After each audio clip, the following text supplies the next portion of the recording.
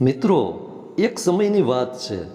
એક ગામમાં એક ખેડૂત પોતાના પુત્ર સાથે રહેતો હતો. તે જીવનની મુશ્કેલીથી મુશ્કેલ સમયમાં પણ શાંત અને સકારાત્મક રહેતો અને હંમેશા કહેતો હતો કે જે થાય છે તે સારા માટે જ થાય છે. બસ ઉપરવાળા પર ભરોસો રાખો.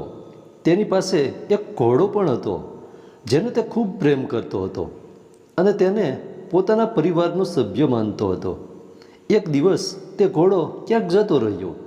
ખેડૂતે તેને આખા ગામમાં શોધ્યો, પણ તે ક્યાંય મળ્યો નહીં. બધા ગામવાળા ભેગા થઈ અને ખેડૂત પાસે ગયા અને દુઃખ વ્યક્ત કરતા બોલ્યા, તમારો ઘોડો ખોવાઈ ગયો. આ બહુ ખરાબ થયું. તમે બહુ બદનસીબ છો.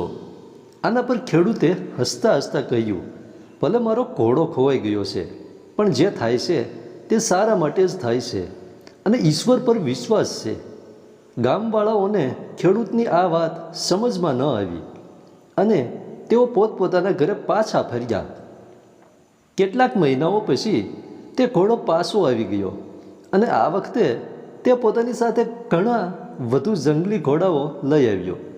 બધા ગામવાળા ફરી ભેગા થયા અને ઉત્સાહથી બોલ્યા, તમારો ઘોડો ખોવાઈ જવું સારું થયું. હવે તમારી પાસે આટલા બધા ઘોડા છે. તમે કેટલા નસીબદાર છો. આના ઉપર ખેડૂતે ફરી શાંત સ્વરમાં કહ્યું, ભલે હવે મારી પાસે ઘણા બધા ઘોડા છે, પણ મને કોઈ ખાસ ખુશી નથી. જે થાય છે તે સારા માટે જ થાય છે. મને ઈશ્વર પર વિશ્વાસ છે.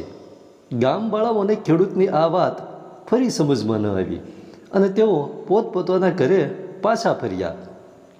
થોડા સમય પછી ખેડૂતના પુત્રે ઘોડે સવારી શીખવાનું શરૂ કર્યું, પરંતુ એક દિવસ તે ઘોડા પરથી નીચે પડી ગયો અને તેનો પગ તૂટી ગયો. બધા ગામવાળા ફરી ભેગા થયા અને અફસોસ વ્યક્ત કરતા બોલ્યા, કદાચ આટલા બધા ઘોડા મળવા સારા નહોતા.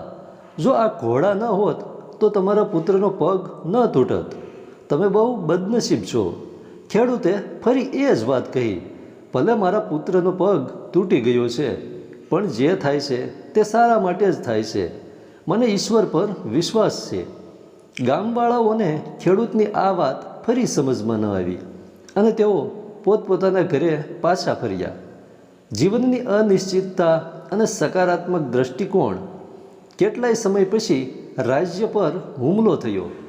રાજાની સેના ઓછી પડવા લાગી. તેથી બધા જુવાન છોકરાઓને સેનામાં ભરતી કરવામાં આવતા હતા, પરંતુ ખેડૂતનો પુત્ર યુદ્ધમાં જવાથી બચી ગયો, કારણ કે તે ઘાયલ હતો. બધા ગામવાળા ફરી ભેગા થયા અને ભાવુક થઈને બોલ્યા, તમારો પુત્ર યુદ્ધમાં જવાથી બચી ગયો. તમે કેટલા નસીબદાર છો. પણ અમે બધા બહુ દુઃખી છીએ, કારણ કે અમારા દીકરાઓ યુદ્ધમાં જતા રહ્યા. અમને નથી ખબર કે તેઓ પાછા આવશે કે નહીં. ગામવાળાઓએ ખેડૂતને પૂછ્યું, અમે તમને જીવનના મુશ્કેલીથી મુશ્કેલ સમયમાં પણ શાંત અને સકારાત્મક રહેતા જોયા છે. તમે આવું કેવી રીતે કરી શકો છો? ખેડૂત હસ્યો અને કહ્યું, હંમેશા ખુશ અને સકારાત્મક રહેવા માટે બે વાતો સમજવી જરૂરી છે. લોકોની વાતો પર ધ્યાન ન આપો, કારણ કે તેમની વાતો પર ધ્યાન આપવાનો અર્થ છે તમારી ખુશીનું રિમોટ કંટ્રોલ બીજાના હાથમાં આપવું. જો લોકો તમારી પ્રશંસા કરશે તો તમે ખુશ થઈ જશો, અને જો તેઓ નિંદા કરશે તો તમને ગુસ્સો આવશે.